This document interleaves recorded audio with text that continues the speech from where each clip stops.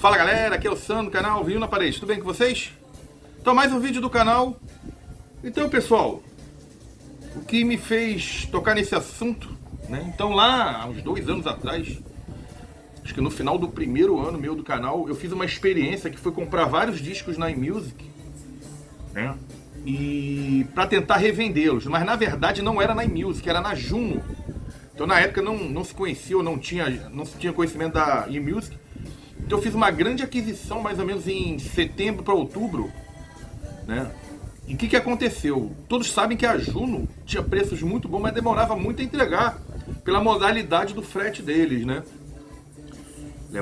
Tinha disco que levava 3, 4 meses, às vezes levava um mês. Então naquela oportunidade eu fiz essa experiência e quando os discos começaram a chegar final de janeiro, o que já tinha acontecido? Os valores já estavam mais altos, alguns estavam mais baixos e meio que saiu a conta pela receita, né? E ao receber esse pacote hoje aqui da iMusic, eu resolvi, aí eu comecei a perceber, né, que os valores estão bem baixos não, estão mais baixos os valores dos discos, né? Provavelmente aí fruto do dólar, mas também de políticas ali da empresa, né? Então eu resolvi fazer esse vídeo, né, e até para pegar a opinião de vocês, né? Será que dá para viver de vender disco? E quando eu vou falar disso aqui, eu vou excluir aqueles vendedores que já são vendedores de discos há anos, né? Então, exemplo, Baratos e Afins, o cara já tem a loja dele, né? O próprio nosso amigo aqui, o Sidney, da Sidney Disco, né? Que eu sei que ele vive disso, né? Vive bem. Mas eu queria tocar assim, hoje, você tem um trabalho, você ganha lá o seu valor, você acha que dá para viver de disco? Né? Então, cara, o que acontece hoje? Hoje nós temos uma situação política e econômica que favorece a você fazer isso. Por quê? Porque você consegue comprar os discos praticamente na iMusic, sem pagar taxa. Então, cara, eu vejo muito comentário, eu já nem respondo mais, de cara dizendo assim, eu tenho medo de... Cara, esse cara não vai comprar, ele não tem medo.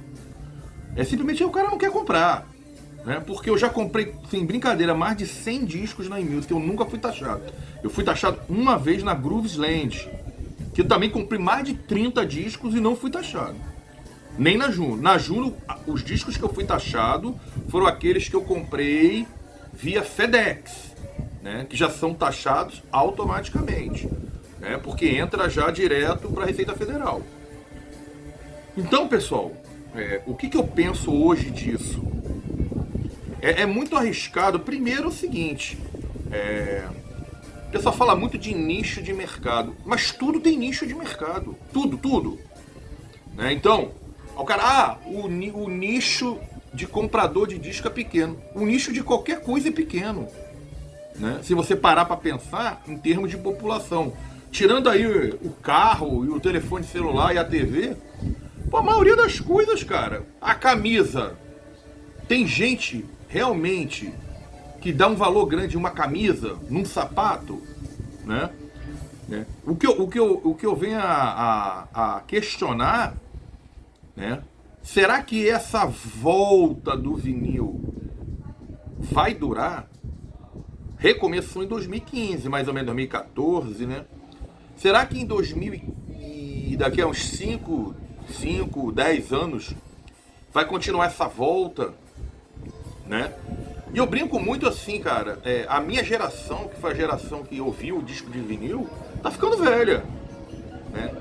Tem jovens que gostam de disco de vinil. Pô, cara, mas tem um ou outro. Não são muito jovens, né?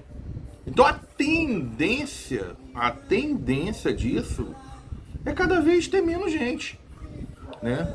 Ter menos gente gostando de mídia. Lógico, sempre vão ter... Tem jovens que gostam, como por exemplo, o Carlos Gobato do It's On Rock and Roll, é um cara jovem. Tem idade do meu filho, 25 anos. E curte o LP, passa a curtir o LP. Mas cada dia que passar, aí eu comparo muito a time de futebol que não é campeão há anos. Qual é a tendência disso? a tendência é diminuir o número de torcedores, né?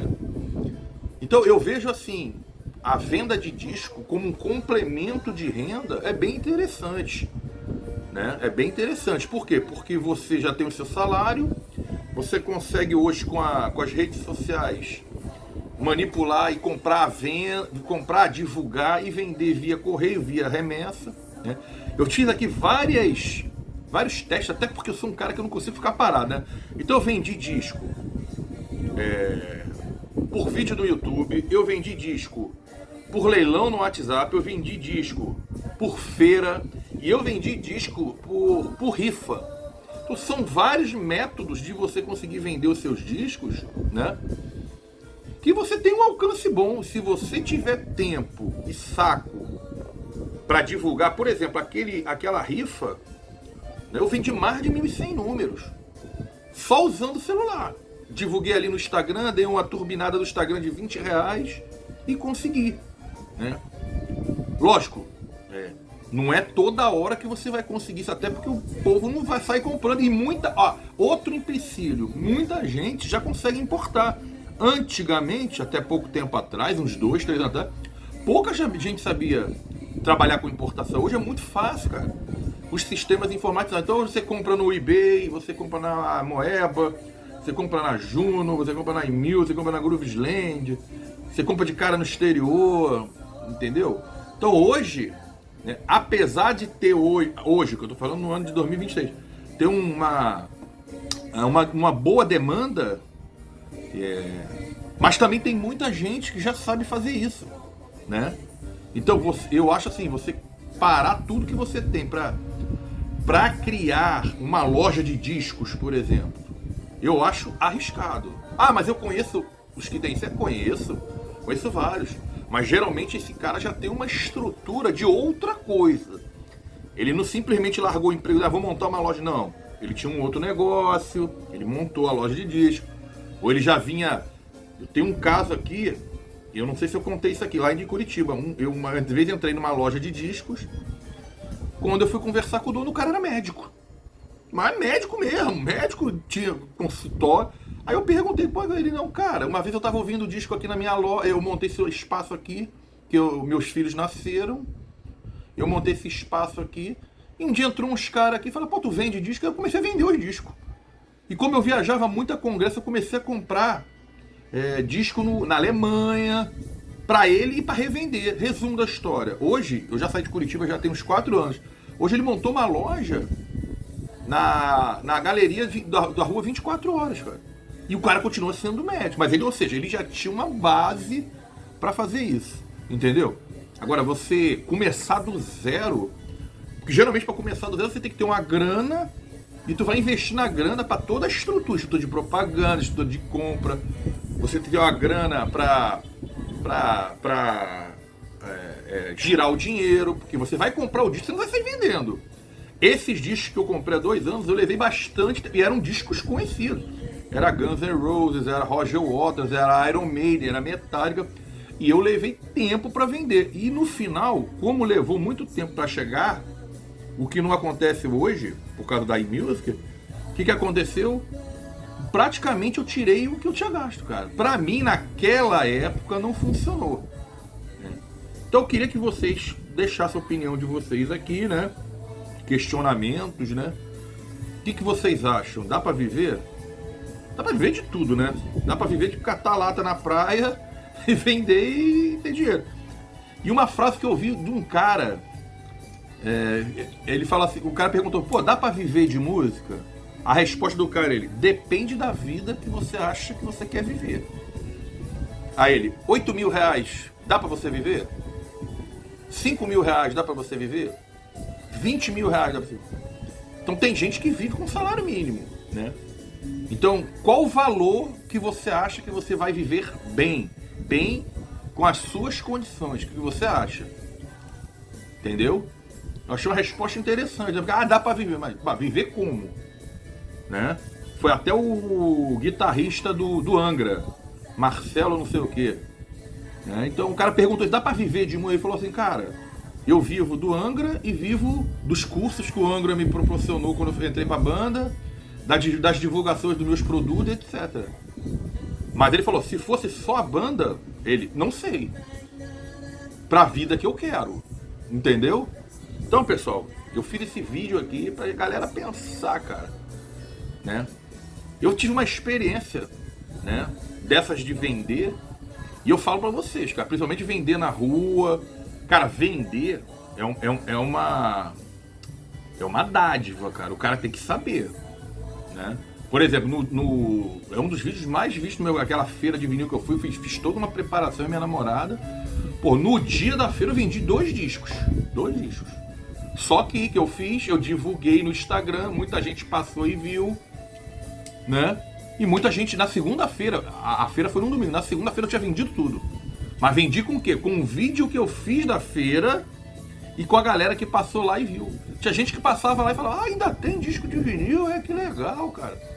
Né? Então, é difícil.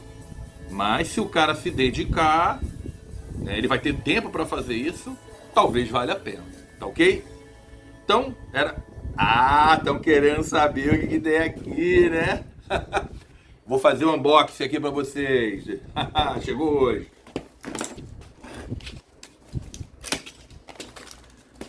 Aqui o unboxing. Bonito. Então são 2 discos aqui. E eu vou... É aquilo que eu falei pra vocês, né, cara? Tudo é época, né? Vocês vão entender porque eu tô falando isso aqui. Cara, eu peguei 2 discos do Rush, né? O primeiro foi esse aqui, Power Windows. Aí vocês vão me falar, porra, mas tu é fã do Rush, tu não tinha... Cara, eu tinha esse disco e eu vendi numa época que não se encontrava esse disco. Vendi ele muito bem. Pra que eu vendi?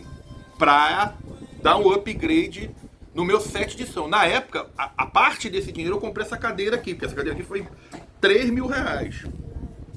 Só que agora a iMusic relançou e o disco tava barato, cara. Tá menos, acho que 178 reais. Aí eu comprei.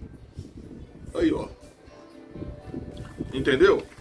E era um questionamento, a galera falava, porra, cara, os discos do Rush não são relançados. Tem um encarte, ó.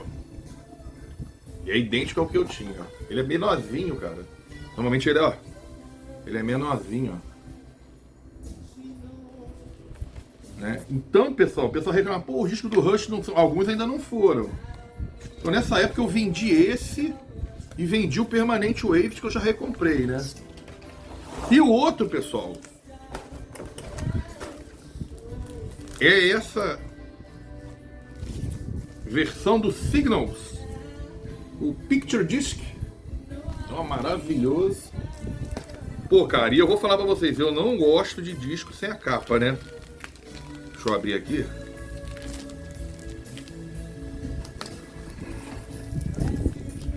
Esse tem que ter cuidado.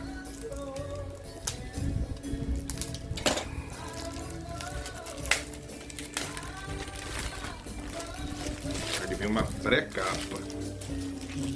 Então aqui, ó, a capinha que eu darei destino, eu vou mostrar por quê.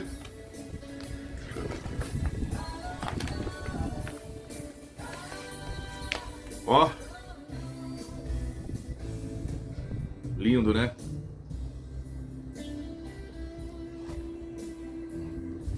Aí eu já tinha encomendado e acabei ganhando de presente do meu amigo Sidney a capa feita, ó. Quem quiser fazer capa de disco, Sidney Discos, hein? Olha aí. Perfeita, já tá aqui pra... Então, 40º aniversário do Signals. Então, pessoal, era isso. Espero que tenham gostado do vídeo. Deixo aqui a sua concepção, basicamente respondendo a pergunta: dá para viver de venda de disco? Grande abraço e até a próxima.